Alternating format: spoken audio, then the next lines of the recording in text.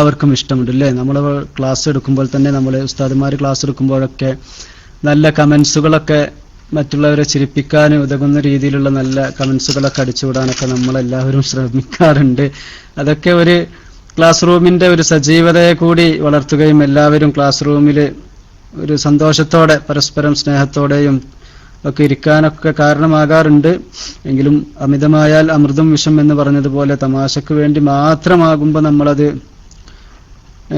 വിപരീത ഫലമായിരിക്കും ഉണ്ടാക്കുക. നമുക്ക് ഫലിതത്തിന്റെ, അതെ, കുറ്റപ്പാർ ഉസ്താദിനെ പോലെ ശ്രോതാക്കളുടെ ശ്രദ്ധ പിടിച്ചു പറ്റാനും ശ്രോതാക്കളുടെ ഉറക്കം കളയാനും അവരെ ഉന്മേഷത്തോടെ സദസ്സിൽ നിലനിർത്തുവാനും ഒക്കെ വേണ്ടിയിട്ട് ഔഷധം ഫലിതങ്ങളാകുമ്പോൾ കുഴപ്പമില്ല. നേർച്ച് എങ്കിലും ആളുകളെ ചിരിപ്പിക്കണം എന്നുള്ള ഒരു ഉദ്ദേശത്തിന് വേണ്ടി മാത്രം വരുമ്പോഴാണ് അത് അരോചകമായി മാറുന്നത്. ഫലിതത്തിലുള്ള നമ്മുടെ മതത്തിന്റെ കാഴ്ചപ്പാട് നമുക്കൊന്ന് അല്പം ചർച്ച ചെയ്യാം. ഫലിതത്തിന്റെ സീമകൾ, അല്ലെങ്കിൽ ഏതുവരെ ആവാം തമാശ, എന്തൊക്കെ തമാശകൾ പാടില്ല എന്നതിനെ കുറിച്ചാണ് ഞാൻ നിങ്ങളുടെ ശ്രദ്ധ ക്ഷണിക്കുന്നത്. ബാനർ ഒന്ന് അപ്ഡേറ്റ് ചെയ്തോളൂ. സ്വഹാബിമാർ പറഞ്ഞു, ഒരിക്കൽ അല്ലാഹുവിന്റെ നിങ്ങളോട് തമാശ പറയാറുണ്ടല്ലോ. അവിടുന്ന് പറഞ്ഞു, ഞാൻ സത്യമല്ലാതെ പറയുന്നില്ല. റസൂൽ സല്ലല്ലാഹു അലൈഹി വസല്ലമ തമാശ പറയാറുണ്ടെങ്കിൽ പോലും അത് സത്യമാണ്, സത്യമല്ലാതെ പറയാറില്ല.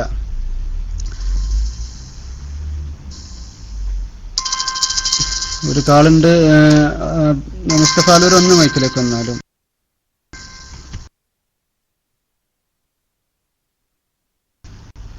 സല്ലല്ലാഹു അലൈഹി വസല്ലമ തമാശ പറയാറുണ്ടെങ്കിൽ കൂടി സത്യമായി പറയാറില്ല.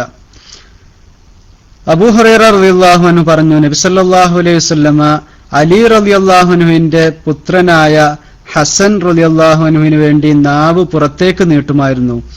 അപ്പോൾ കുട്ടി തിരുമേനിയുടെ നാവിന്റെ ചുവപ്പ് കാണും.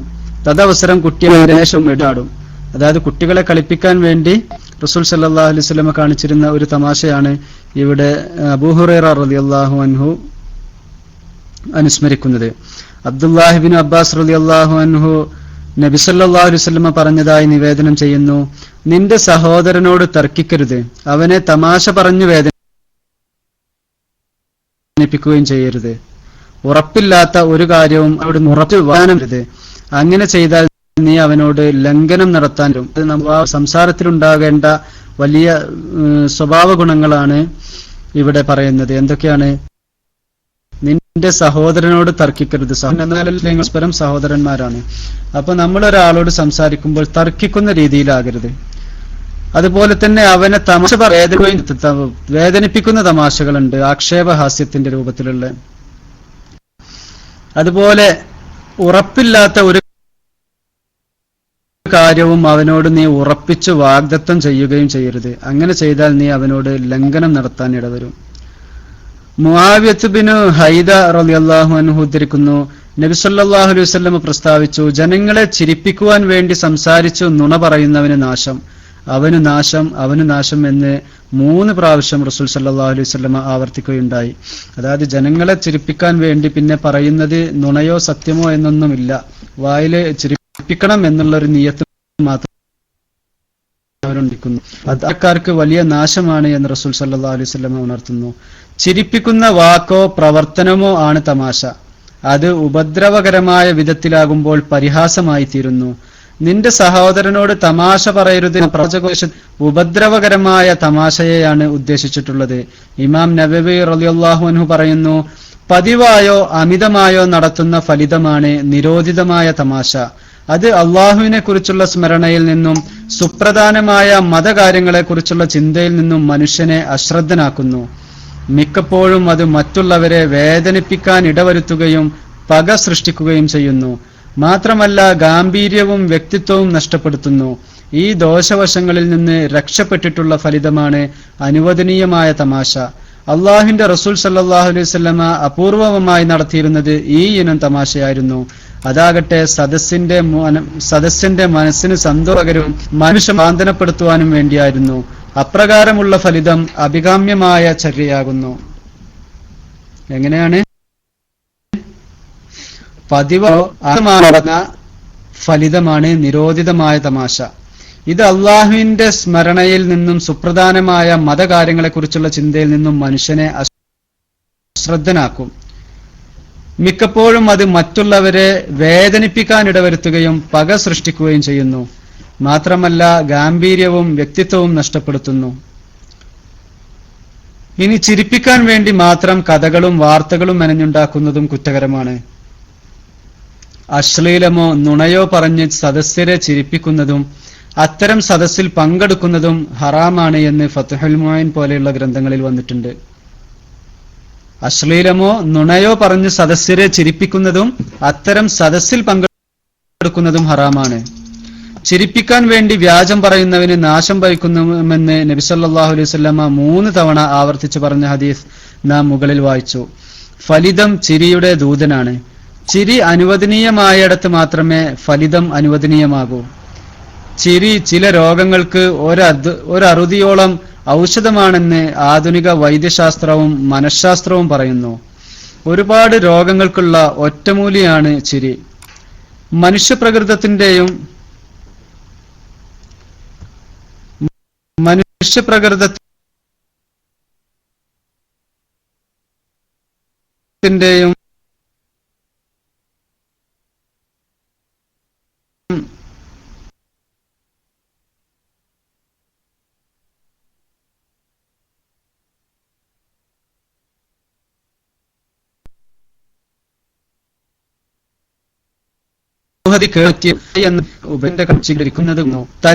ആഞ്ചലനവും അനുരണനങ്ങളും ചിരിക്കുള്ള ഈ അപൂർവ സിദ്ധിയുടെ നിദർശനമെന്നോണം വിദേശങ്ങളിലെ ചില ആശുപത്രികളിൽ ചിരിപ്പിക്കാൻ മാത്രമായി നഴ്സുകളെ നിയമിക്കാൻ തുടങ്ങിയിട്ടുണ്ട്. ഓരോ രോഗത്തെയും രോഗിയെയും പ്രത്യേകം പരിഗണിച്ച് അനുയോജ്യമായ ഫലിത ഗുളികകൾ തയ്യാറാക്കാൻ കെൽപ്പുള്ളവരെ മാത്രമേ നഴ്സുകളായി നിയമിക്കുകയുള്ളൂ. ഹൂസ്റ്റണിലെ സെന്റ് ജോസഫ്സ് ഹോസ്പിറ്റലിൽ ചിരി സാമഗ്രികൾ സജ്ജീകരിച്ചു വെച്ചിട്ടുള്ള ഒരു പ്രത്യേക മുറി തന്നെയുണ്ട്, ചിരിമുറി എന്ന പേരിൽ. 1982 ഇത് പ്രവർത്തനം ആരംഭിച്ചത്. ലോസ് ഏഞ്ചൽസ് ഹാർബർ ജനറൽ ഹോസ്പിറ്റലിൽ കുട്ടികളുടെ വാർഡിനോടനുബന്ധിച്ച് ഒരു ചിരിമുറിയുണ്ട്. കുട്ടികൾക്ക് നിർബാധം ചെന്ന് ഇരുന്നോ നിന്നോ കിടന്നോ ഏത് ചിത്രവും കാണാം.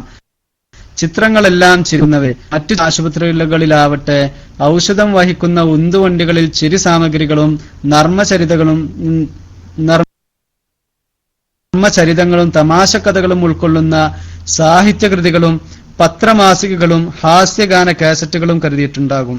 ഇന്ന് ലോകം ചിരിയുടെ പിന്നാലെ കൂടുന്നതിന്റെ ഒരു എക്സാമ്പിൾ ആണ് ഇപ്പൊ പറഞ്ഞത്. ആയുസ്സൊക്കെ അല്ലാഹു സുബ്ഹാനഹു വ തആല കണക്കാക്കിയതിൽ നിന്ന് ചിരി കൊണ്ട് കൂടുന്നത് തോന്നുക.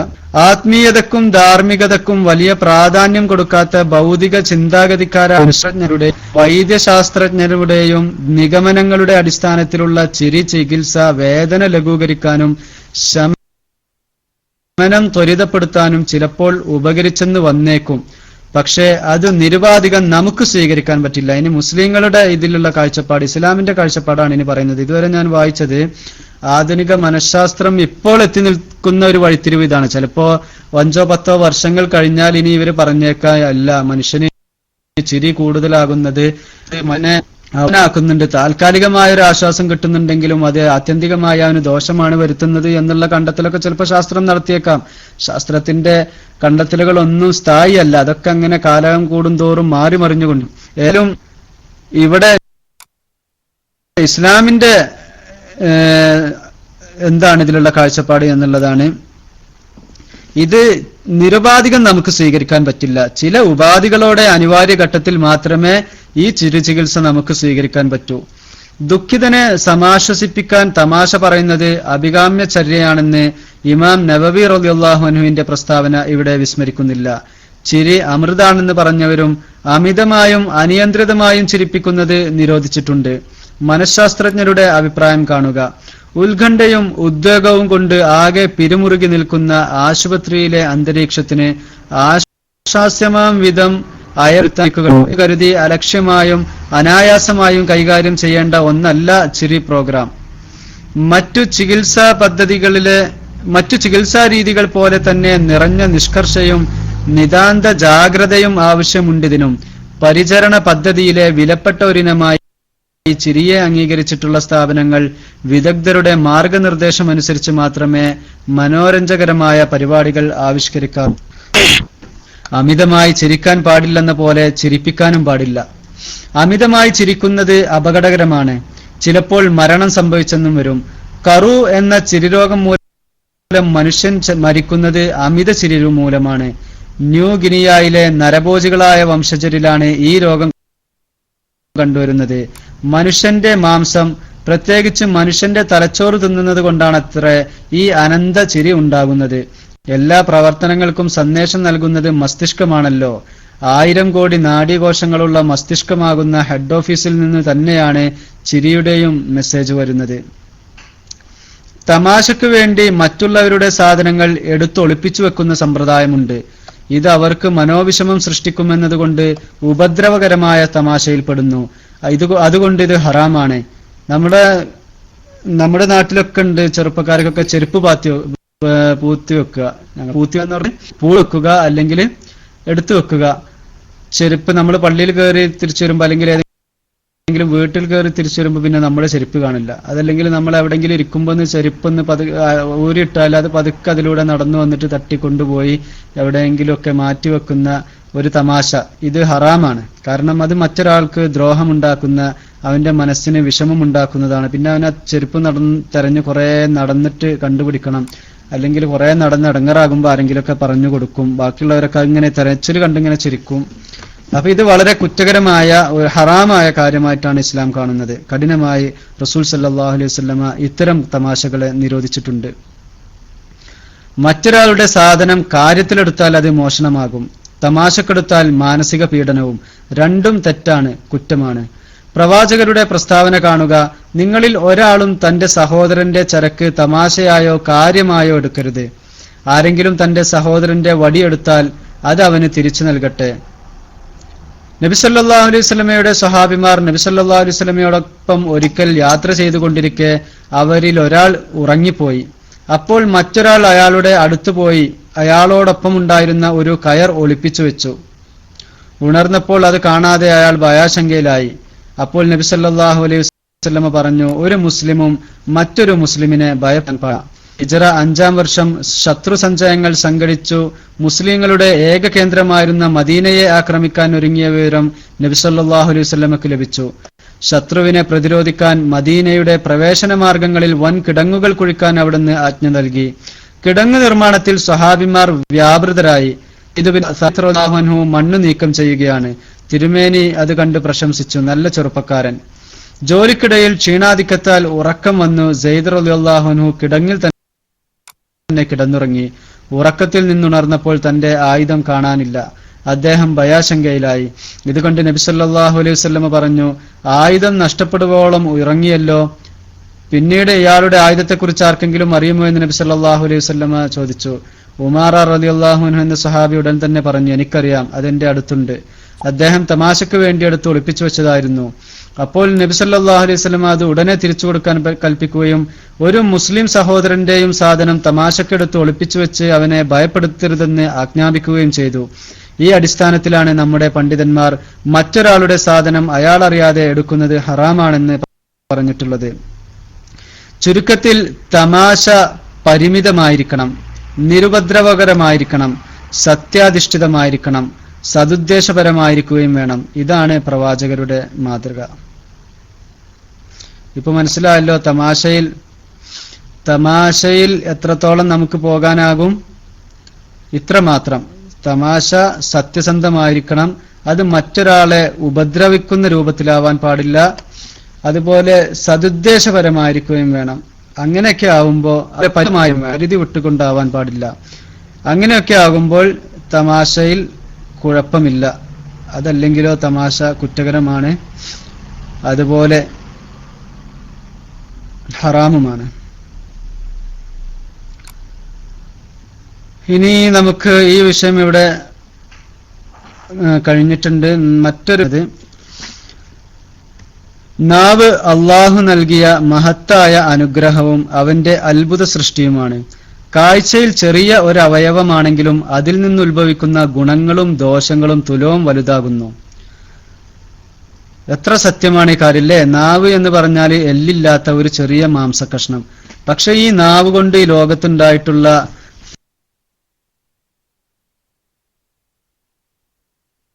ഫിത്നകൾ, ലോകത്ത് മാറ്റങ്ങൾ വരുത്താൻ കഴിഞ്ഞ മറ്റൊരു മനുഷ്യാവയവം ഇല്ലെന്ന് തന്നെ പറയാം. വർണ്ണങ്ങളും രൂപങ്ങളുമല്ലാതെ ദൃഷ്ടിക്ക് ഗോചരീഭവിക്കുന്നില്ല. സ്ഥൂല വസ്തുക്കളല്ലാതെ സ്പർശനത്തിന് വിധേയമാവുകയില്ല. ശബ്ദങ്ങളല്ലാതെ ശ്രവണശക്തിക്ക് അനുഭവപ്പെടുകയില്ല. എന്നാൽ നാവിനു വിധേയമാകാത്ത ഒന്നും തന്നെയില്ല. സ്രഷ്ടാവും സൃഷ്ടിയും ദൃശ്യവും അദൃശ്യവും വിചാരവും പ്രവൃത്തിയും ആന്തരികമായതും ബാഹ്യമായതും ഊഹങ്ങളും സങ്കല്പങ്ങളുമെല്ലാം നാവിന്റെ നിഷേധത്തിനോ സ്ഥിരീകരണത്തിനോ പാത്രമായി തീരുന്നു എന്നുള്ളത് തന്നെ അതിന്റെ ഒരു വിശേഷതയാണ്. അതായത് നമ്മുടെ കണ്ണിന് പരിമിതികളുണ്ട്. എന്ത് കാണുന്ന രൂപവും വർണ്ണങ്ങളും അല്ലാതെ കാണാൻ കഴിയില്ലല്ലോ, കാണാൻ എന്തെങ്കിലും വേണമല്ലോ. എന്നാൽ സ്ഥൂല വസ്തുക്കളല്ലാതെ ഉള്ള ഒരു സാധനത്തിനെ നമുക്ക് സ്പർശനത്തിന് വിധേയമാക്കാനാണ്, തൊട്ടറിയാൻ കഴിയുന്നതിനും പരിമിതികളുണ്ട്. ചെവിക്ക് ശബ്ദങ്ങളില്ല,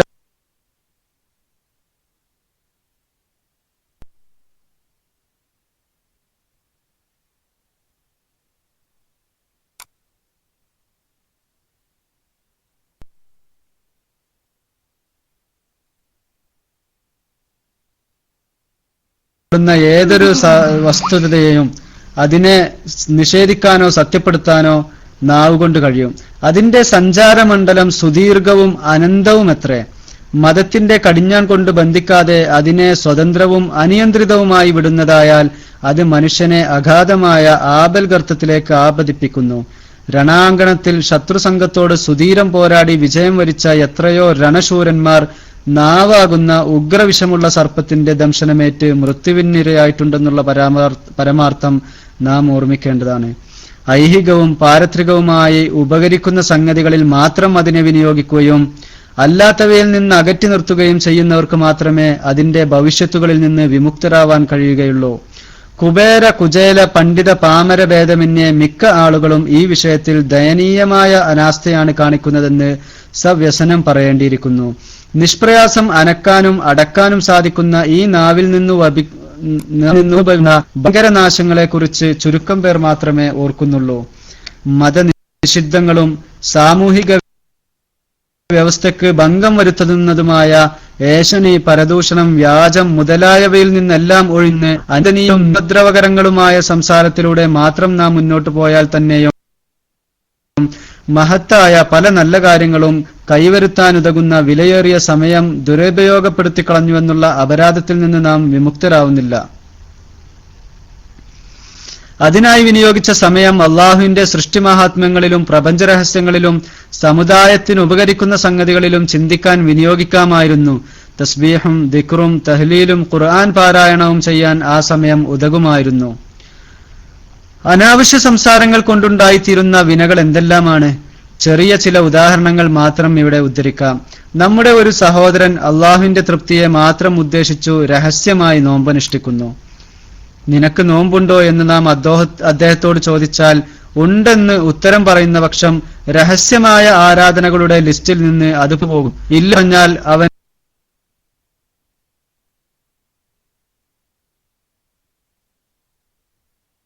കളവ്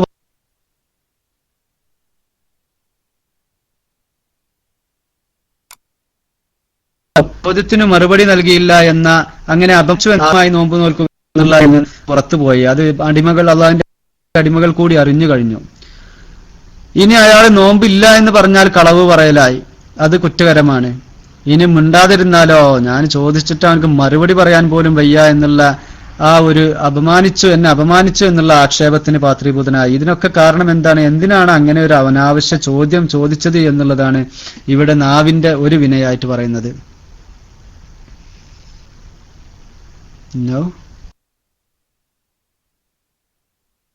കാണുന്നുള്ള ആ ഒരു ഇത് നമ്മുടെ മനസ്സിലും വന്നു.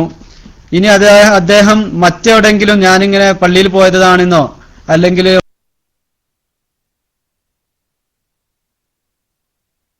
പോകാനെന്ന് അന്വേഷിച്ച ചോദ്യത്തിനും നൽകിയില്ല എന്നുള്ള മറുപടി നൽകിയില്ല എന്നുള്ള ഒരു കുറ്റവുമായി. ഇദ്ദേഹം അപമാനിച്ചല്ലോ നമ്മളോട്. നമ്മൾ ഒരുത്തനെ കണ്ടിട്ട് നമ്മൾ നീ എവിടുന്നാ വരുന്നതെന്ന് ചോദിച്ചിട്ടാവും മുണ്ടാതെ പോയാൽ നമുക്ക് എന്തായോ, എന്റെ ഒരു ചോദ്യം അവന് മറുപടി പറയാതെ പോയി, എന്നോട് തെറ്റി എന്നുള്ള രീതിയിലാകും അത്. അപ്പൊ നമ്മുടെ ഈ ഒരു അനാവശ്യമായ ചോദ്യം ഉണ്ടായിരുന്നില്ലെങ്കിൽ ഇതിനൊന്നും വഴിയുണ്ടാകില്ലായിരുന്നു. ലുഖ്മാനുൽ ഹക്കീം റളിയല്ലാഹു അൻഹു ഒരു ദിവസം ദാവൂദ് നബി അലൈഹിസ്സലാമിന്റെ വീട്ടിൽ ചെന്നപ്പോൾ അദ്ദേഹം ഒരു കവചം നെയ്യുകയായിരുന്നു. ലുഖ്മാൻ റളിയല്ലാഹു അൻഹു മുമ്പൊരിക്കലും അത് കണ്ടിട്ടുണ്ടായിരുന്നില്ല. നമുക്കറിയാം, ആദ്യമായിട്ട് പടയങ്കിയുടെ നിർമ്മാണം തുടങ്ങിയത് ദാവൂദ് നബി അലൈഹിസ്സലാം ആയിരുന്നു. ഖുർആനിൽ പറഞ്ഞിട്ടുണ്ട്, അല്ലാഹു സുബ്ഹാനഹു വ തആല ദാവൂദ് നബി അലൈഹിസ്സലാമിനെ ഇരുമ്പ് അത് കീഴ്പ്പെടുത്തി കൊടുത്തു. ഉദ്ദേശിക്കുന്ന രീതിയിൽ ഇരുമ്പിനെ മാറ്റി തീർക്കുവാൻ അദ്ദേഹത്തിന് കഴിവുണ്ടായിരുന്നു. അങ്ങനെ ലുഖ്മാൻ റളിയല്ലാഹു അൻഹു ദാവൂദ് നബി അലൈഹിസ്സലാം ഇങ്ങനെ ഈ പടയങ്കി നെയ്യുന്നത് കണ്ടപ്പോ ഇതെന്താണ്, അദ്ദേഹം അതിനു മുമ്പ് അത് കണ്ടിട്ടുണ്ടായിരുന്നില്ല. ഇതെന്താ ആവശ്യത്തിനാണെന്ന് ചോദിക്കാൻ അദ്ദേഹം ഉദ്ദേശിച്ചെങ്കിലും തൽക്കാലം ആ ചോദ്യം വേണ്ടെന്ന് വെച്ചു. കവചത്തിന്റെ ജോലി കഴിഞ്ഞ ഉടനെ ദാവൂദ് നബി അലൈഹിസ്സലാം അത് ധരിക്കുകയും ഇത് യുദ്ധത്തിന് ഉപയോഗിക്കുന്ന ഒരു ഉത്തമ സാധനമാണെന്ന് പറയുകയും ചെയ്തപ്പോൾ അതിന്റെ ആവശ്യകത ലുഖ്മാൻ റളിയല്ലാഹു അൻഹു ഗ്രഹിക്കുകയും ഇങ്ങനെ പറയുകയും ചെയ്തു: മൗനം അതിപ്രധാനമായൊരു സംഗതിയാണ്, എന്നാൽ അത് അനുഷ്ഠിക്കുന്നവർ വിരളമാണ്. നമുക്ക് കഴിയുമോ അങ്ങനെ? നമ്മളൊരു കൂട്ടുകാരന്റെ വീട്ടിലേക്ക് ചെന്നു, അവന് സാധനത്തിന്റെ പണിയിലാണ്, നമ്മളാണെങ്കിൽ അത് ഇതുവരെ കണ്ടിട്ടുമില്ല. അപ്പൊ നമ്മൾ സ്വാഭാവികമായിട്ടും ചോദിക്കും, നീ എന്താണ് ഉണ്ടാക്കുന്നത്, ഇത് എന്തിനുള്ളതാണ് എന്ന് നമ്മൾ ചോദിച്ചു പോകും, അല്ലെ? പക്ഷെ ലുഖ്മാൻ റളിയല്ലാഹു അൻഹു ഒരു ആശാക്കി അവിടെ ഇരിക്കുകയാണ്. അങ്ങനെ ദാവൂദ് നബി അലൈഹിസ്സലാം ആ പടയങ്കിയുടെ നിർമ്മാണം കഴിഞ്ഞ് അത് ധരിച്ചിട്ട് ഇത് യുദ്ധത്തിനുള്ളതാണ്, ഇത് വളരെ ഉപകാരപ്രദമാണ് യുദ്ധം ചെയ്യുമ്പോൾ എന്ന് പറഞ്ഞപ്പോഴാണ് ലുഖ്മാൻ റളിയല്ലാഹു അൻഹു അത് മനസ്സിലാക്കുകയും അപ്പോൾ അദ്ദേഹം പറയുകയാണ്, മൗനം അത് വളരെ അതിപ്രധാനമായൊരു സംഗതിയാണ്, പക്ഷെ അത് അനുഷ്ഠിക്കുന്നവർ വിരളമാണ്. ലുഖ്മാൻ റളിയല്ലാഹുവിനെ പോലെ അത്രത്തോളം സൂക്ഷ്മതയുള്ളവർക്ക് മാത്രമേ അത് കഴിയുകയുള്ളൂ. ഇമാം ഗസ്സാലി റളിയല്ലാഹു അൻഹു സംസാരത്തെ 4 ഇനങ്ങളായി തരംതിരിച്ചിരിക്കുന്നു. ദോഷം മാത്രമുള്ളത്, യാതൊരു ഗുണവുമില്ലാതെ ദോഷം മാത്രമുള്ളത്. നമ്മുടെ എസ്കെക്കാര സമ്മേളനങ്ങളെ പോലെ ഒന്നാമത്തെ ഇനം അതാണ്, യാതൊരു ഗുണവുമില്ലാതെ ദോഷം മാത്രമുള്ള സംസാരം. 2, തീരെ ദോഷമില്ലാതെ ഗുണം മാത്രമുള്ളത്. രണ്ടാമത്തത് നല്ല സംസാരമാണ്, തീരെ ദോഷമില്ലാതെ ഗുണം മാത്രമുള്ളതാണത്. 3, ഗുണവും ദോഷവും സമ്മിശ്രമായതാണ്. മൂന്നാമത്തെ സംസാരം ഏതാണ്? ഗുണദോഷ സമ്മിശ്രമാണത്. 4, ഗുണവും ദോഷവും ഇല്ലാത്തത്. 4ാമത്തെ സംസാരം എന്താണ്? നിർഗുണ പരബ്രഹ്മം എന്ന് പറഞ്ഞതുപോലെ, അതുകൊണ്ട് ഒരു ഗുണവുമില്ല ദോഷവുമില്ല, ഒരു ശബ്ദം അങ്ങനെ കേട്ടുപോയി, അത്രയേ ഉള്ളൂ. പ്രസ്തുത ഇനങ്ങളിൽ നിന്ന് ദോഷം മാത്രമുള്ളതും ഗുണത്തെക്കാൾ ഏറെ ദോഷമുള്ളതും ഉപേക്ഷിക്കാതെ നിവൃത്തിയില്ല. 4ാമത്തെ ഇനത്തിൽ പ്രവേശിക്കുമ്പോൾ വിലയേറിയ നിമിഷങ്ങൾ ദുരുപയോഗപ്പെട്ടു പോകുന്നുണ്ടെന്ന് നാം ഓർക്കണം. ഏതാണ് 4ാമത്തെ ഇനം? ഗുണവും ദോഷവും ഇല്ലാത്ത സംസാരങ്ങളിൽ നമ്മൾ ഏർപ്പെടുമ്പോൾ നമ്മുടെ വിലപ്പെട്ട സമയമാണ് നാം നഷ്ടപ്പെടുത്തി കളയുന്നത് എന്നുള്ള ബോധം നമുക്ക് വേണം. നബി സല്ലല്ലാഹു അലൈഹി വസല്ലമ ഇങ്ങനെ അരുൾ ചെയ്യുന്നു: സംസാരിച്ച് നന്മകൾ സമ്പാദിക്കുകയോ അഥവാ മൗനം അവലംബിച്ച് നാശങ്ങളിൽ നിന്ന് വിമുക്തമാവുകയോ ചെയ്യുന്നവർ അനുഗ്രഹീതരാണ്. സംസാരിച്ച് നന്മകൾ സമ്പാദിക്കുകയോ അല്ലെങ്കിൽ മൗനം അവലംബിച്ച് നാശങ്ങളിൽ നിന്ന് വിമുക്തമാവുകയോ ചെയ്യുന്നവർ അനുഗ്രഹീതരാണ്. ഇത് റസൂൽ സല്ലല്ലാഹു അലൈഹി വസല്ലമയുടെ മറ്റൊരു ഹദീസിൽ കൂടി വന്നിട്ടുണ്ട്. എന്ത്? മൻ കാന യുഅ്മിനു ബില്ലാഹി വൽ യൗമിൽ ആഖിർ ഫൽയഖുൽ ഖൈറൻ ഔ ലിയസ്മുത്. അള്ളാഹുവിലും അന്ത്യദിനത്തിലും വിശ്വസിക്കുന്നുണ്ടോ ഒരാൾ, എങ്കിൽ അവൻ നല്ലത് പറഞ്ഞോട്ടെ. സംസാരിക്കുന്നുണ്ടെങ്കിൽ നന്മ പറയുക, ഇല്ലെങ്കിൽ മിണ്ടാതിരുന്നു കൊള്ളട്ടെ. അതിന്റെ ഒരു വകഭേദം തന്നെയാണ്. സംസാരിച്ച് നന്മകൾ സമ്പാദിക്കുകയോ അല്ലെങ്കിൽ മൗനം അവലംബിച്ച് നാശങ്ങളിൽ നിന്ന് വിമുക്തമാവുകയോ ചെയ്യുന്നവർ അനുഗ്രഹീതരാണ്. മഹാനായ അബ്ദുല്ലാഹിബ്നു സുഫിയാൻ റളിയല്ലാഹു അൻഹു തന്റെ പിതാവിൽ നിന്നും ഇങ്ങനെ ഉദ്ധരിക്കുന്നു. അദ്ദേഹം, അതായത് സുഫിയാൻ റളിയല്ലാഹു അൻഹുവിന്റെ പിതാവ് പറയുന്നു, ഞാൻ നബി സല്ലല്ലാഹു അലൈഹി വസല്ലമയോട് ഇങ്ങനെ അപേക്ഷിച്ചു: അല്ലയോ റസൂലുള്ളാഹ്, മറ്റാരോടും ചോദിക്കാൻ ഇടം നൽകാത്ത വിധം ഇസ്ലാമിനെ സംബന്ധിച്ച് അവിടുന്ന് എന്നെ ഉപദേശിച്ചാലും, അതായത് സമഗ്രമായ രൂപത്തിൽ ഇസ്ലാം എന്താണ് എന്നുള്ളത് ഇനി മറ്റൊരാളോട് കൂടി ചോദിച്ച് സംശയനിവൃത്തി വരേണ്ടതില്ലാത്ത വിധം എന്നെ ഒന്ന് ഉപദേശിച്ചാലും. റസൂൽ സല്ലല്ലാഹു അലൈഹി വസല്ലമ ഇങ്ങനെ അരുൾ ചെയ്തു: ഞാൻ അള്ളാഹുവിൽ വിശ്വസിച്ചു എന്ന് ആത്മാർത്ഥമായി നീ പറയുകയും അനന്തരം അതിന്മേൽ ഉറച്ചു നിൽക്കുകയും ചെയ്യുക. അള്ളാഹുവിൽ വിശ്വസിക്കുകയും അതിൽ ഉറച്ചു നിൽക്കുകയും ചെയ്യുക എന്ന് റസൂൽ സല്ലല്ലാഹു അലൈഹി വസല്ലമ ഉപദേശിച്ചു. പിന്നീട് അദ്ദേഹം വീണ്ടും ചോദിക്കുകയാണ്, ഞാൻ സൂക്ഷിക്കേണ്ട വല്ലതുമുണ്ടോ? അപ്പോൾ റസൂൽ സല്ലല്ലാഹു അലൈഹി വസല്ലമ നാവിനെ ചൂണ്ടിക്കാട്ടി ഇതിനെ സൂക്ഷിക്കണമെന്ന് അരുൾ ചെയ്തു. നാവും ഗുഹ്യസ്ഥാനവും അകറ്റി നിർത്താമെന്ന് എന്നോടാരെങ്കിലും ഏൽക്കുന്ന പക്ഷം അവനെ നരകത്തിൽ നിന്ന് അകറ്റി നിർത്താമെന്ന് ഞാനും ഏൽക്കാമെന്ന്, അല്ലെങ്കിൽ നാവിനെയും എല്ലില്ലാത്ത രണ്ട് അവയവങ്ങൾ, അതായത് നാവിനെയും ഗുഹ്യസ്ഥാനത്തെയും സൂക്ഷിക്കാമെന്ന് ആര് എന്നോട് കരാർ ചെയ്യുന്നുവോ അവർക്ക് ഞാൻ കരാർ ചെയ്യാമെന്ന് റസൂൽ സല്ലല്ലാഹു അലൈഹി വസല്ലമ പറഞ്ഞിട്ടുണ്ട്. മുആദ് റളിയല്ലാഹു അൻഹുവിനോട് റസൂൽ സല്ലല്ലാഹു അലൈഹി വസല്ലമ ഇങ്ങനെ പറഞ്ഞു, ഓ മുആദ്, നാവിന്റെ പ്രവർത്തന ദൂഷ്യ നിമിത്തമാണ് മിക്ക ആളുകളും നരകാഗ്നിക്ക് വിധേയരായിത്തീരുന്നത്. ഏറ്റവും കൂടുതൽ ആളുകൾ നരകത്തിൽ പ്രവേശിക്കുന്നത് നാവിന്റെ കാരണത്താലാണ്. മറ്റുള്ള കാരണങ്ങളെ ഒന്നും നാവിന്റെ പറഞ്ഞ ഗൗരവകരമായ ആരോപണങ്ങളും കുറ്റാരോപണങ്ങളും ആക്ഷേപങ്ങളും പരിസംഗങ്ങളും കൂടുതൽ ആളുകൾ നരകത്തിൽ ചെന്ന് പതിക്കുന്നത്. ഓരോ ദിവസവും പ്രഭാതമാകുമ്പോൾ എല്ലാ അവയവങ്ങളും കൂടി നാവിനോട് ഇങ്ങനെ കേണപേക്ഷിക്കുന്നു, ഞങ്ങളുടെ കാര്യത്തിൽ നീ സൂക്ഷ്മത പാലിക്കണമേ, ഞങ്ങൾ നേരെയാകുന്നതും വളയുന്നതും നിന്നെ ആശ്രയിച്ചിട്ടാണ്. അതായത് ഓരോ ദിവസവും പ്രഭാതമാകുമ്പോൾ മനുഷ്യന്റെ ഓരോ അവയവങ്ങളും നാവിനോട് കേണപേക്ഷിക്കുമത്രേ. കയ്യും കാലും കണ്ണും തലയും എല്ലാം നാവിനോട് പറയും, നീ ഞങ്ങളുടെ കാര്യത്തിൽ സൂക്ഷ്മത പാലിക്കണം. കാരണം നാവ് കൊണ്ടുള്ള വാക്കുകൾക്ക് അടി കിട്ടുന്നത് മുഖത്തും അല്ലെങ്കിൽ തല്ലിയൊടിക്കപ്പെടുന്നത് കയ്യും കാലും ഒക്കെ ആയിരിക്കും. അതുപോലെ നരകത്തിലെറിയപ്പെടുന്നതും ശരീരമാണല്ലോ. അതുകൊണ്ട് ഓരോ അവയവങ്ങളും കേണപേക്ഷിക്കുമത്ര, നീ ഞങ്ങളുടെ കാര്യത്തിൽ സൂക്ഷ്മത പാലിക്കണം. നമ്മളെ ആരെങ്കിലും ചീത്ത പറഞ്ഞാൽ നമ്മൾ അവന്റെ നാവ് പിടിച്ച് എന്തെങ്കിലും ചെയ്യാൻ വേണ്ടി ശ്രമിക്കോ? ഇല്ലല്ലോ. അല്ലെങ്കിൽ അവന്റെ നാവ് മുറിച്ചു കളയാമെന്ന് വിചാരിക്കോ? ഇല്ല. അവന്റെ അവയവങ്ങളിലാണ് നമ്മൾ അടിക്കുകയാണെങ്കിൽ അടി കിട്ടുകയൊക്കെ അവയവങ്ങൾക്കാണ്. അതുകൊണ്ടാണ് നാവ് ഏതായാലും വായിന്റെ ഉള്ളിൽ സുരക്ഷിതനാണ്. എന്ത് വാക്കും പറഞ്ഞിട്ട് വായുടെ ഉള്ളിലേക്കാണ്ട് വലിഞ്ഞാൽ മതി, അവനൊന്നും പരിക്കേൽക്കില്ല. ബാക്കിയുള്ള അവയവങ്ങൾക്ക് പരിക്കും. അതാണ് ഞങ്ങൾ പറയുന്നത്, ഞങ്ങളുടെ കാര്യത്തിൽ നീ സൂക്ഷ്മത പാലിക്കണമേ, ഞങ്ങൾ നേരെയാകുന്നതും വളയുന്നതും നിന്നെ ആശ്രയിച്ചിട്ടാണ്. മഹാന്മാരിൽ ചിലർ ഇങ്ങനെ പറയുന്നു, സത്യവിശ്വാസിയുടെ നാവ് ഹൃദയത്തിന്റെ പിറകിലാണ്. അവൻ ആദ്യമായി ചിന്തിക്കുകയും രണ്ടാമതായി സംസാരിക്കുകയും ചെയ്യുന്നു. എന്നാൽ കപടവിശ്വാസികളുടെ ഹൃദയത്തിലാണ്. അവൻ ആദ്യം സംസാരിക്കുകയും പിന്നെ അതിന്റെ ഭവിഷ്യത്തുകളെ സംബന്ധിച്ച് ചിന്തിക്കുകയും ചെയ്യുന്നു.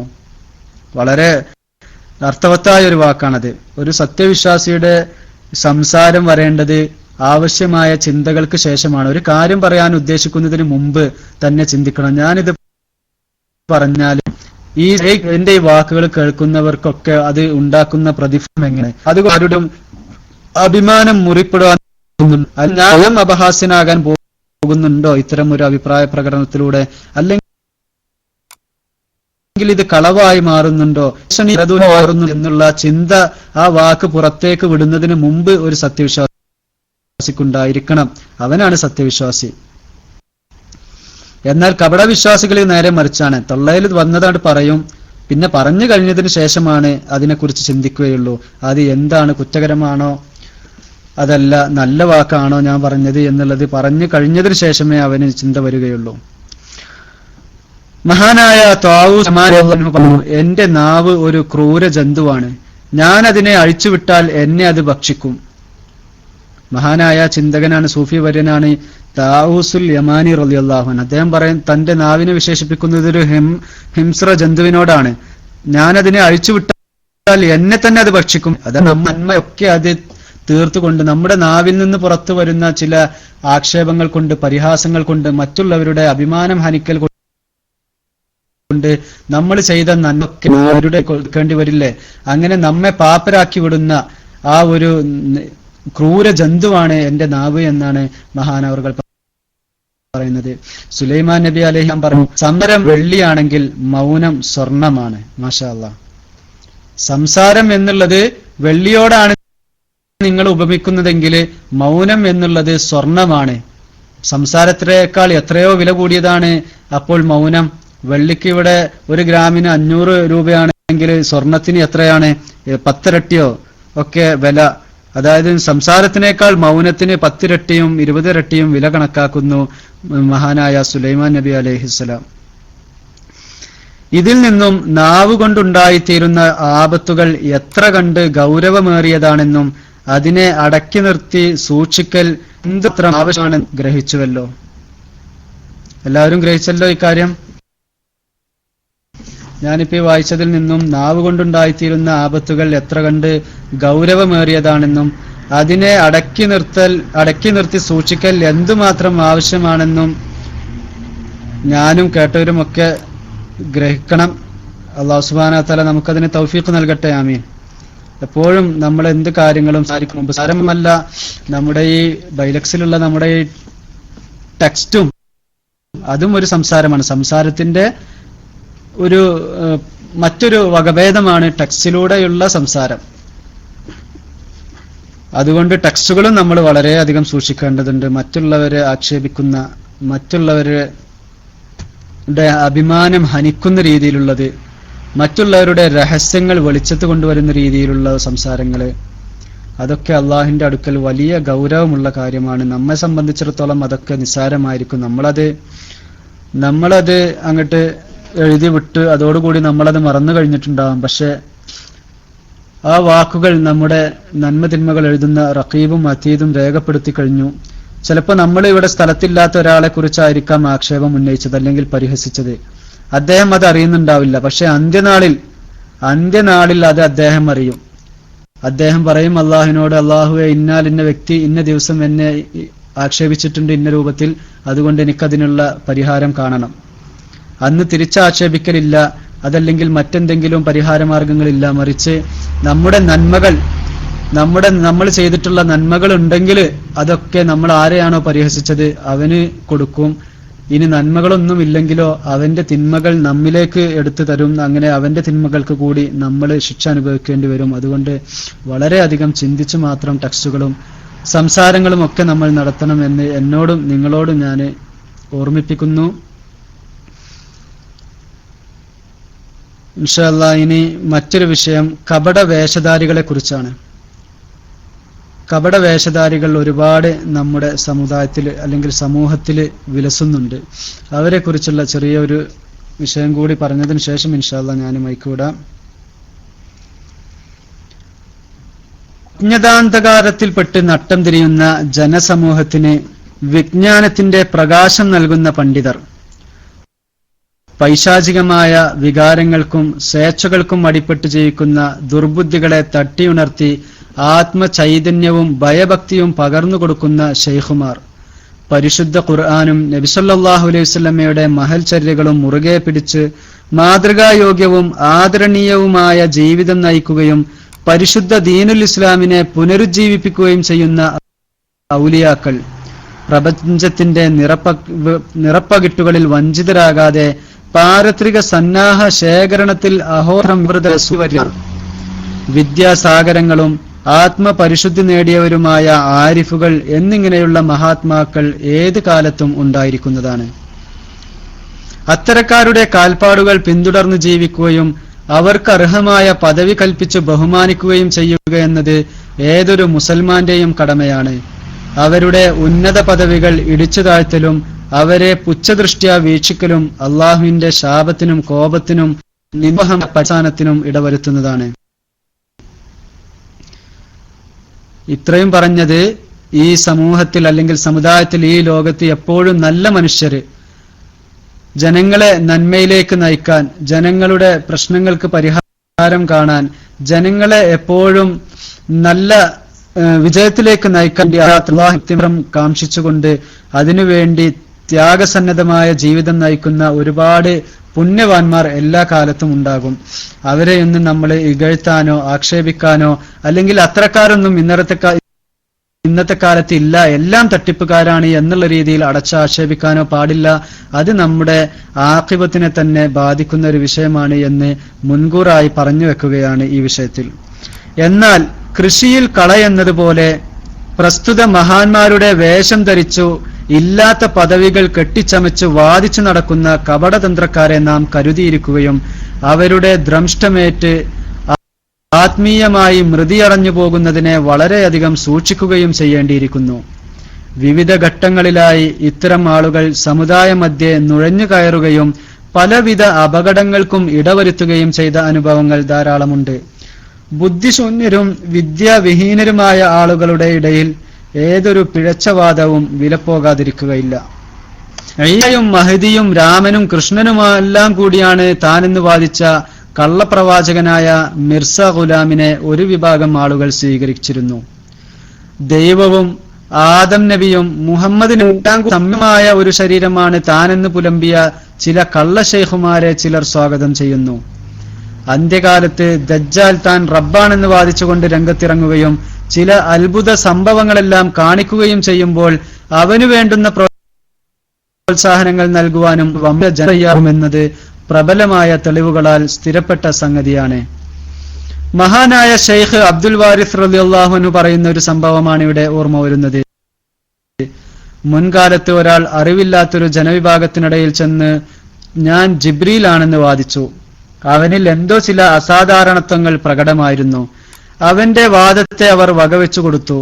രോഗബാധിതരായ പലരും ഈ കൃത്രിമ ജിബ്രീലിനെ സമീപിച്ചു. അവൻ നൽകുന്ന ചികിത്സാ നിർദ്ദേശങ്ങൾ സ്വീകരിക്കുകയും അവരുടെ രോഗത്തിന് ശമനം ലഭിക്കുകയും ചെയ്തു. കുറച്ചുനാൾ കഴിഞ്ഞപ്പോൾ അതിസമർത്ഥനായ ഒരു മാന്യൻ അവന്റെ അടുക്കൽ ചെന്ന് ഇങ്ങനെ അപേക്ഷിച്ചു: അങ്ങയുടെ ഒരു സേവകനായി ഇവിടെ ഇരുന്നു കൊള്ളാൻ ഈയുള്ളവനെ അനുവദിച്ചാലും.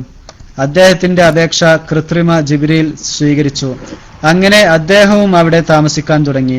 ഒരു ദിവസം അദ്ദേഹം ഇങ്ങനെ പറഞ്ഞു: അള്ളാഹുവിന്റെ സാമീപ്യം സമ്പാദിച്ച ജിബ്രീൽ അലൈഹിസ്സലാമിന്റെ പേര് പറഞ്ഞ് ജനങ്ങളെ വഞ്ചിക്കുന്നതിൽ നിനക്ക് ലജ്ജയില്ലാതെ പോയല്ലോ, ആശ്ചര്യം. അവൻ അതിനു പറഞ്ഞ മറുപടി ഇങ്ങനെയാണ്: നീ ആരോടും എന്റെ രഹസ്യം പറയരുതേ. ഞാൻ ഈ സാധുക്കളെ വഞ്ചിച്ച് ഇങ്ങനെ കഴിഞ്ഞുകൂടട്ടെ. നീ മറ്റൊരു നാട്ടിൽ പോയി ഞാൻ മീകായിലാണെന്ന് പറഞ്ഞുകൊള്ളുക. അദ്ദേഹത്തിന്റെ ഉപദേശം എന്താണ്? ജിബ്രീലായി നടിക്കുന്നവൻ ഈ ഒരു മാന്യൻ ഇദ്ദേഹത്തിന്റെ കള്ളത്തരം മനസ്സിലാക്കിക്കൊണ്ട് അള്ളാഹിന്റെ മുഖറബായ മലക്ക് ജിബ്രീലാണ് എന്ന് പറഞ്ഞുകൊണ്ട് ഈ വിവരമില്ലാത്ത ജനങ്ങളെ വഞ്ചിച്ചുകൊണ്ട് ജീവിക്കുന്ന നിന്റെ കാര്യത്തിൽ എനിക്ക് ആശ്ചര്യം തോന്നുന്നു എന്ന് പറഞ്ഞപ്പോ ജിബ്രീലിന്റെ മറുപടി: നീ മറ്റൊരു രാജ്യത്ത് പോയി മീകായിലാണെന്ന് പറഞ്ഞുകൊണ്ട് അവിടെ ജീവിച്ചോളൂ. ഇത്തരം കൃത്രിമവാദക്കാരെ സംബന്ധിച്ച് പരിശുദ്ധ ഖുർആൻ ഇപ്രകാരം അരുൾ ചെയ്യുന്നു: തങ്ങൾ പ്രവർത്തിച്ച കാപട്യങ്ങളിലും വഞ്ചനാത്മകമായ ചെയ്തികളിലും സന്തുഷ്ടരാകുകയും തങ്ങൾ പ്രവർത്താത്തൽ ഗുണാൽ കീർത്തനം ചെയ്യപ്പെടാൻ ഇഷ്ടപ്പെടുകയും ചെയ്യുന്നവർ ശിക്ഷയിൽ നിന്നും വിമോചിതരാണെന്ന് നീ ധരിച്ചു പോകരുത്. വേദനകമായ ശിക്ഷയുള്ളത്. കപട വേഷധാരികളായി ഇല്ലാത്ത ഗുണങ്ങൾ അനുഭവിക്കുന്ന മുഴുവൻ കൃത്രിമക്കാരും ഈ പരിശുദ്ധ വചനത്തിന്റെ പരിധിയിൽ ഉൾപ്പെടുന്നതാണെന്ന് മഹാനായ ഇമാം സ്വാവി റളിയല്ലാഹു അൻഹു പറയുന്നു. ഇങ്ങനെ പറയുന്നു: തനിക്ക് ലഭിക്കാത്ത ഭക്ഷണം കൊണ്ട് വയർ നിറച്ചുവെന്ന് അഭിനയിക്കുന്ന ആളുകൾ കാപട്യത്തിന്റെ 2 വസ്ത്രം ധരിച്ചവനെ പോലെയാണ്. ഇല്ലാത്ത അവസ്ഥകൾ ഉണ്ടെന്ന് കാണിക്കുക എന്നതാണ് ലഭിക്കാത്ത ഭക്ഷണം കൊണ്ട് വയർ നിറച്ചുവെന്ന് അഭിനയിക്കുക എന്നതിന്റെ വിവക്ഷ. തനിക്ക് ഇല്ലാത്ത അവസ്ഥകൾ ഉണ്ടെന്ന് നടിക്കുന്നവൻ 2 വസ്ത്രം ധരിച്ചവനെ പോലെയാണെന്നാണ് റസൂൽ സല്ലല്ലാഹു അലൈഹി വസല്ലം അരുൾ ചെയ്യുന്നത്. മഹാനായ ഇമാം ഗസ്സാലി റളിയല്ലാഹു അൻഹു ഇങ്ങനെ എഴുതുന്നു: പിശാചിന്റെ ദുർബോധനങ്ങളിൽ വഞ്ചിതരായ 3ാമത്തെ വിഭാഗം കൃത്രിമ സൂഫികളാണ്.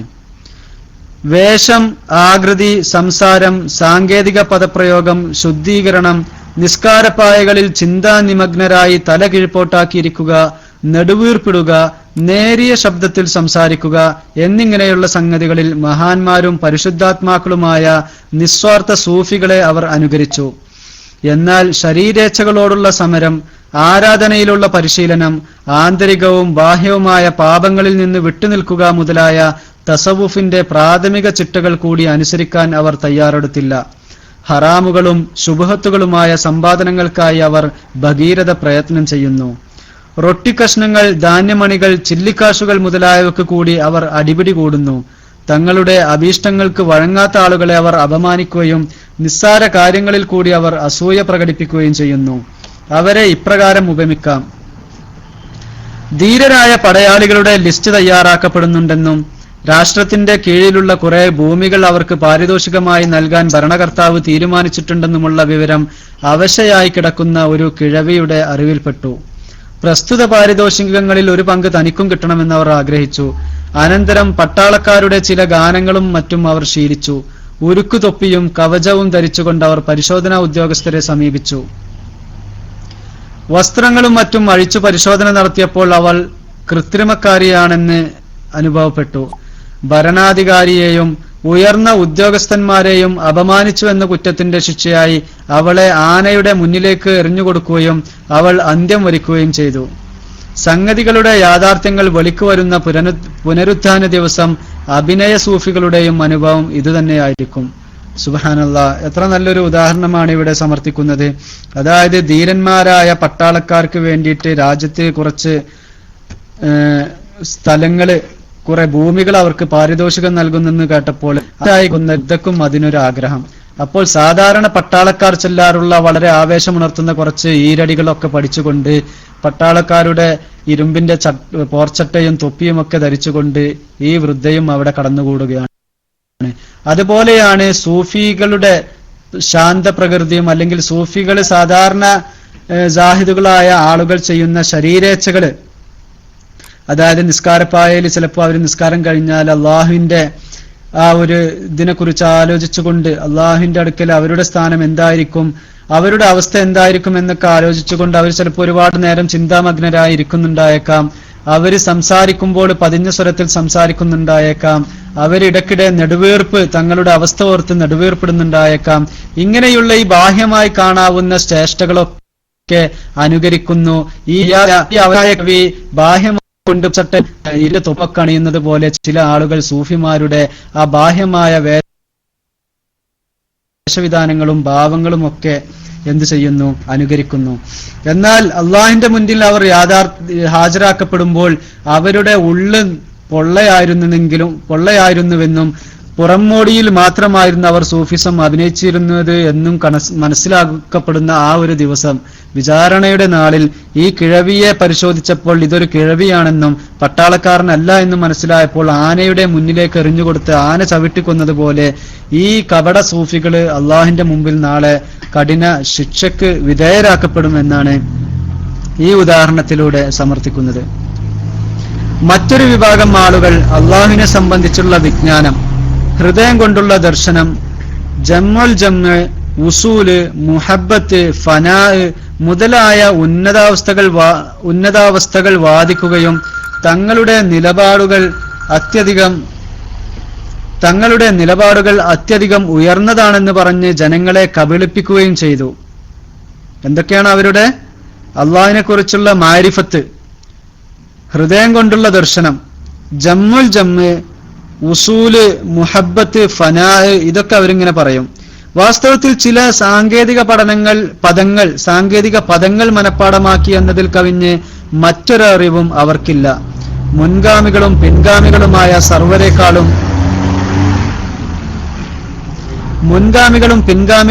സർവരേക്കാളും തങ്ങൾ ശ്രേഷ്ഠരായി കഴിഞ്ഞുവെന്നാണ് അവർ ധരിക്കുന്നത്.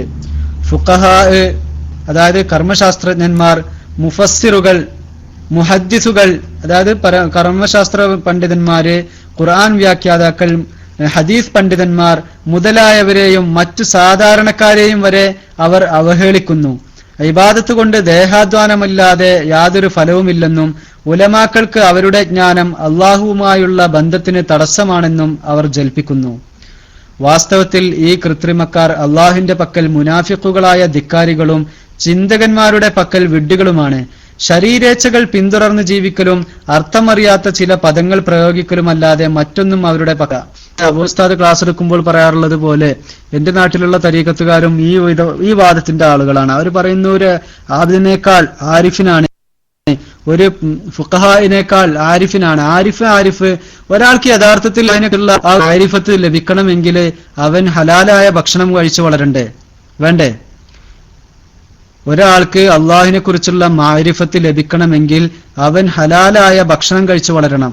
ഈ ഹലാലായ ഭക്ഷണം കഴിച്ചു വളരണമെങ്കിൽ അവൻ അറിയണം എന്താണ് ഹലാല്, എന്താണ് ഹറാമ് എന്ന്. ഈ ഹലാലും ഹറാമും പഠിക്കുന്നത് എവിടെ നിന്നാണ്? അത് ഫുഖഹാക്കളിൽ നിന്നാണ്, കർമ്മശാസ്ത്രജ്ഞന്മാരിൽ നിന്നാണ്. പിന്നെ അതൊന്നും അറിയാതെ, കർമ്മശാസ്ത്രം പഠിക്കാതെ, ഖുർആൻ വ്യാഖ്യാനം പഠിക്കാതെ, ഹദീസുകൾ പഠിക്കാതെ, അതൊക്കെ പഠിക്കുന്നവരെക്കാൾ വലിയ ജ്ഞാനിയാണ് ഞാൻ, അതിനേക്കാളൊക്കെ ഉയർന്ന സ്ഥാനത്താണ് ഞാൻ എന്ന് വാദിക്കുകയും തനിക്ക് കിട്ടേണ്ട വല്ലതും കിട്ടാതാകുമ്പോൾ അതിനുവേണ്ടി മറ്റുള്ളവരെ മൈക്ക് കെട്ടി ആക്ഷേപിക്കുകയും ഒക്കെ ചെയ്യുന്ന വലിയ ഷെയ്ഖ്മാരും അല്ലെങ്കിൽ വലിയ കവികൾ വാദിക്കുന്നവരുമൊക്കെ ജീവിക്കുന്ന നമ്മുടെ സമൂഹത്തിൽ അത്തരക്കാരെ തിരിച്ചറിയാനുള്ള ഒരു ചിന്തയാണ്. ഉത്തരമില്ലാത്ത ആളുകളെ സംബന്ധിച്ചിടത്തോളം ആരെങ്കിലും 2-3 കറാമത്തുകൾ ആരെ പറ്റിയെങ്കിലും പറഞ്ഞാല് ചിലപ്പോ ഇദ്ദേഹത്തോട് നീ കണ്ടോ, ഇപ്പൊ ഒരാളെ പറ്റി, ഒരു ഷെയ്ഖിനെ കുറിച്ച്, ഒരു സൂഫിയെ കുറിച്ച് ഒരാൾ 2-3 കറാമത്തുകൾ നിങ്ങളോട് പറഞ്ഞു എന്ന് വെക്കുക. അപ്പൊ നിങ്ങൾ അദ്ദേഹത്തോട് ചോദിക്കുകയാണ്, നീ കണ്ടോ, നിന്റെ മുന്നിൽ വെച്ചാണോ ഇങ്ങനെയൊക്കെ സംഭവിച്ചത്? അല്ലല്ല, ഞാൻ കണ്ടിട്ടില്ല, എന്നോട് ഇന്ന ആള് പറഞ്ഞതാണ്. ഓക്കെ, അദ്ദേഹത്തെ കണ്ടുപിടിച്ച് നമ്മൾ അദ്ദേഹത്തോട് ചോദിച്ചാല് നിങ്ങൾ കണ്ടിട്ടുണ്ടോ ഇങ്ങനെ, ഈ അദ്ദേഹം ഇങ്ങനെ ചെയ്തതൊക്കെ നിങ്ങൾ കണ്ടിട്ടുണ്ടോ എന്ന് ചോദിച്ചാല് അദ്ദേഹം പറയില്ല, എന്നോട് ഇന്നൊരാള് പറഞ്ഞതാണ്. അങ്ങനെ പറഞ്ഞു കേട്ടതല്ലാതെ ഇതിന് യഥാർത്ഥത്തിൽ സാക്ഷികളൊന്നും ഉണ്ടാവാറില്ല. അപ്പൊ ഇതിനു വേണ്ടി ചില ഏജൻസികളെ തന്നെ ഉണ്ട്. അതായത് ഈ സത്യസായി ബാബയുടെ അടുക്കലേക്ക് ബസ്സിൽ ആളുകളെ കൊണ്ടുപോകാൻ വേണ്ടിയിട്ട് പല സ്ഥലങ്ങളിലും ഏജന്റുകൾ ഉണ്ടായിരുന്നു. എന്റെ നാട്ടിലൊരു ഏജന്റ് ഉണ്ടായിരുന്നു. അദ്ദേഹത്തിന് വേറെ ജോലിയൊന്നുമില്ല. അദ്ദേഹം ഇങ്ങനെ ജനങ്ങളെ ഇടയിൽ ഇദ്ദേഹത്തിന്റെ മഹത്വങ്ങളും പോരിശകളും പറഞ്ഞുകൊണ്ട് ക്യാൻവാസ് ചെയ്തുകൊണ്ട് ഒരുപാട് ഭക്തന്മാരെ സത്യസായി ബാബക്ക് ഉണ്ടാക്കിയിട്ട് ബസ്സിൽ കയറ്റിക്കൊണ്ട് അവരെ പുട്ടവർത്തിയിലേക്ക് കൊണ്ടുപോകുന്ന ഒരു ഏജന്റ് ആയിരുന്നു. അങ്ങനെ ഒരുപാട് ഏജന്റുമാര് പല ഷെയ്ഖന്മാർക്കും പലയിടങ്ങളിലും പ്രവർത്തിക്കുന്നുണ്ടാകാം. അവരുടെയൊക്കെ വാക്കുകള് നമ്മൾ കേട്ടുകൊണ്ട് മുഖവിലക്കെടുത്തുകൊണ്ട് നല്ല വരുമാനം അവർക്ക് ലഭിക്കുന്നുണ്ട്, മുഖവിലക്കെടുത്തുകൊണ്ട് അതിലേക്കൊന്നും പോകാതെ യഥാർത്ഥ ശറഈന്റെ വിധിവിലക്കുകൾ അനുസരിച്ചാണോ ഒരാൾ ജീവിക്കുന്നത്, അവന് ഹറാമും ഹലാലും എന്തെന്ന് വ്യക്തമായി മനസ്സിലാക്കാനുള്ള ഫിഖ്ഹി വിജ്ഞാനമുണ്ടോ, ഹദീസുകളിലും ഖുർആനിലുമൊക്കെ വിജ്ഞാനമുണ്ടോ എന്നൊക്കെ നോക്കിക്കൊണ്ട് ഒരാളെ നമ്മളെ ഷെയ്ഖാക്കാൻ പാടുള്ളൂ. ശരിയായിക്കൊണ്ട് ഫാത്തിഹ അടക്കം ഓതാൻ കഴിയാത്ത ആളുകളെ കേവലം ഒരു പച്ച ഷാളും പുതച്ചുകൊണ്ട് നടക്കുന്നത് കണ്ടാൽ അവരെയൊക്കെ ഷെയ്ഖാക്കിയിട്ട് കാല് തൊട്ട് വന്ദിക്കാനും അവർ ഊതുന്ന വെള്ളം കുടിക്കാനും നടക്കുന്ന ഒരുപാട് സ്ത്രീജനങ്ങളാണ് ഇതിൽ കൂടുതൽ എന്ന് തോന്നുന്നു. ഒരുപാട് ആളുകൾ നമ്മുടെ നാട്ടിലുള്ളപ്പോൾ ഇത്തരം ചിന്തകള്, ഇത്തരം ലേഖനങ്ങളൊക്കെ ഫലപ്രദമാകും എന്നുള്ള വിചാരത്തിലാണ് ഞാൻ നിങ്ങളുടെ ശ്രദ്ധയിൽപ്പെടുത്തിയത്. ഏതായാലും അല്ലാഹു സുബ്ഹാനഹു വ തആല നമ്മൾ പറഞ്ഞതും കേട്ടതും ഒക്കെ നമ്മിൽ നിന്നും സ്വാലിഹായ അമലായി സ്വീകരിക്കുമാറാവട്ടെ. കള്ളന്മാരിൽ നിന്നും കപടന്മാരിൽ നിന്നും ഒക്കെ അല്ലാഹു സുബ്ഹാനഹു വ തആല നമ്മെ രക്ഷിക്കുമാറാവട്ടെ. യഥാർത്ഥ സത്യദീനിന്റെ വക്താക്കളായിക്കൊണ്ട് ജനങ്ങളെ നന്മയിലേക്ക് നയിക്കുന്ന നല്ല ഷെയ്ഖുമാരെയും നല്ല പണ്ഡിതന്മാരെയും പിന്തുടരാൻ അല്ലാഹു സുബ്ഹാനഹു വ തആല നമുക്ക് തൗഫീഖ് നൽകട്ടെ. അത്തരം ഇഖ്ലാസുള്ള ഉഖ്റവിയായ പണ്ഡിതന്മാരെ അല്ലാഹു സുബ്ഹാനഹു വ തആല നമ്മുടെ സമുദായത്തിന് ഒരുപാട് പ്രദാനം ചെയ്യുമാറാവട്ടെ. ആമീൻ. എല്ലാവരും പ്രത്യേകം ദുആകളിൽ ഉൾപ്പെടുത്തണമെന്ന വസിയത്തോടെ മൈക്ക് റിലീസ് ചെയ്യുന്നു. അസ്സലാമു അലൈക്കും വറഹ്മത്തുള്ളാഹി തആല വബറകാതുഹു. അസ്സലാമു അലൈക്കും വറഹ്മത്തുള്ളാഹി. അൽഹംദുലില്ലാഹ് അൽഹംദുലില്ലാഹ് ശുക്രൻ യാ സാബിർക ജസാക്കല്ലാഹ് ഖൈറൻ ജസാ. നല്ലൊരു വിഷയമായിരുന്നു. ഇന്ന് 3 വിഷയം നമുക്ക് പറഞ്ഞു തന്നു. 3 അല്ലേ? നമ്മൾ ആരൊക്കെ നമ്മൾ കളിയാക്കുമ്പോൾ ശ്രദ്ധിക്കേണ്ട വിഷയങ്ങൾ, അതുപോലെ മഹാന്മാരെ ചരിത്രത്തിലൂടെ നുണ പറയേണ്ട വിഷയങ്ങൾ, അതുപോലെ മഹാന്മാര ചരിത്രങ്ങളിലൂടെയുള്ള ഒരു ദീർഘവീക്ഷണം, നല്ല ചരിത്രങ്ങൾ റബ്ബ് സുബ്ഹാനഹു വ തആല സ്വീകരിക്കുമാറാകട്ടെ. ആഫിയത്തിലെ ദീർഘായുസ് അവർക്ക് അള്ളാഹു നൽകുമാറാകട്ടെ. ജോലിയിൽ ഇൽമിൽ അള്ളാഹു ബർക്കത്ത് നൽകുമാറാകട്ടെ. അവരുടെ കുടുംബത്തിന് അള്ളാഹു ബർക്കത്ത് കൊടുക്കുമാറാകട്ടെ. അതുപോലെ അത് കേട്ടിരിക്കുന്ന നമ്മളെ റേഡിയോ ശ്രോതാക്കളുണ്ട്, അതുപോലെ സേറ്റ് വഴി കേൾക്കുന്നവർ, ക്ലാസ് റൂമിലുള്ള എല്ലാവർക്കും റബ്ബ് സുബ്ഹാനഹു വ തആല അർഹിക്കുന്ന പ്രതിഫലം നൽകുമാറാകട്ടെ. നമ്മൾ ഈ കേൾക്കുന്ന ഓരോ വിഷയവും നമ്മൾ പഠിച്ച് ഹൃദയത്തിൽ കരസ്ഥമാക്കിക്കൊണ്ട് അതനുസരിച്ച് അമൽ ചെയ്യാൻ നമുക്കെല്ലാവർക്കും റബ്ബ് സുബ്ഹാനഹു വ തആല തൗഫീഖ് ചെയ്യുമാറാകട്ടെ എന്ന് ദുആ ചെയ്യുകയാണ്. നമ്മൾ ഇൻഷാ അല്ലാഹ് അടുത്ത് നമുക്ക് ലൈവായിട്ട് കൊണ്ടുപോകാൻ ഉസ്താദ്മാരുണ്ടാവില്ലേ?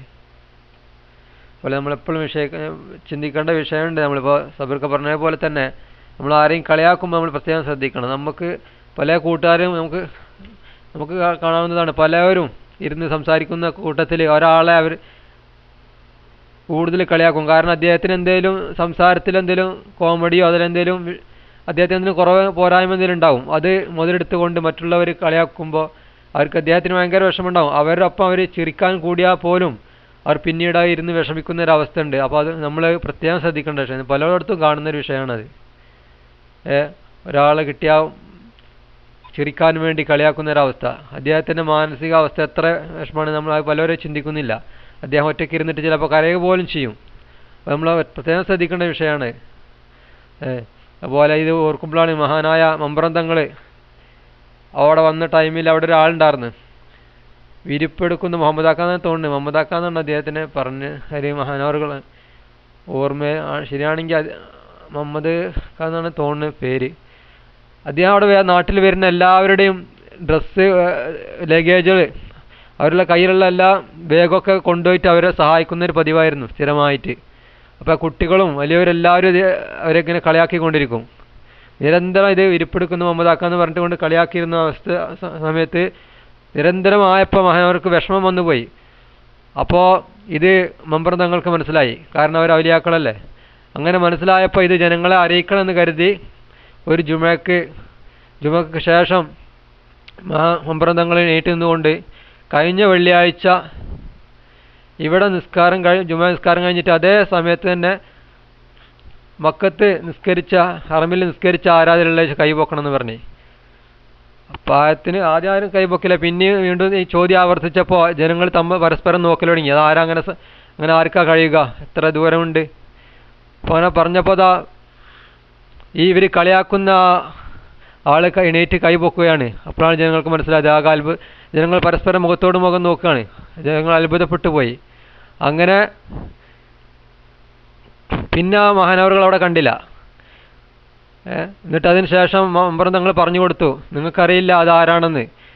നിങ്ങൾ സ്ഥിരമായി കളിയാക്കിയിട്ട് മഹാനവറുകൾക്ക് ഭയങ്കര വിഷമമായിപ്പോയി. അത് ഞാൻ അറിഞ്ഞത് കാരണമാണ് അതിപ്പോൾ നിങ്ങളോട് വെളിപ്പെടുത്താൻ കാരണം അവരെങ്ങാനും ഈ നാടിന് വേണ്ടി എന്തെങ്കിലും വിഷമിച്ച് എന്തെങ്കിലും ദുആ ചെയ്ത് കഴിഞ്ഞാൽ ഈ നാട് നശിച്ചു പോകും. അതുകൊണ്ട് അത് ഞാൻ അറിയിച്ചു തന്നതാണെന്ന് പറഞ്ഞിട്ട് മഹാനവറുകൾ അവരെ പറഞ്ഞു കൊടുക്കുകയുണ്ടായത്.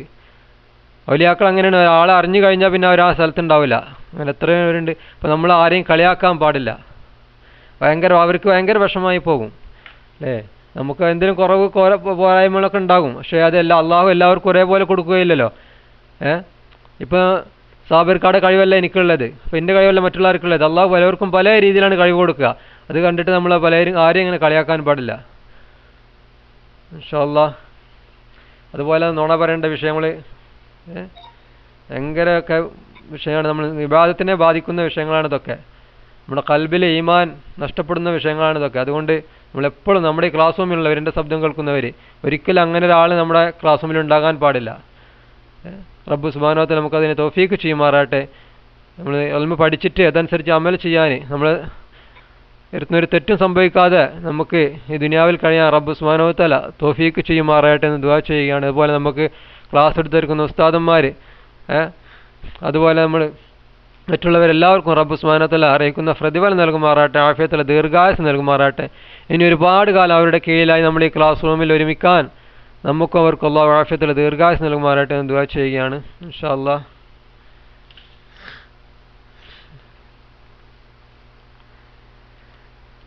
അടുത്ത് നമുക്ക് ഉസ്താദുമാർ ലൈവായിട്ട് ഇല്ല. ഇൻഷാ അല്ലാഹ് നമുക്ക് നല്ല റെക്കോർഡിലേക്ക് നീങ്ങാം.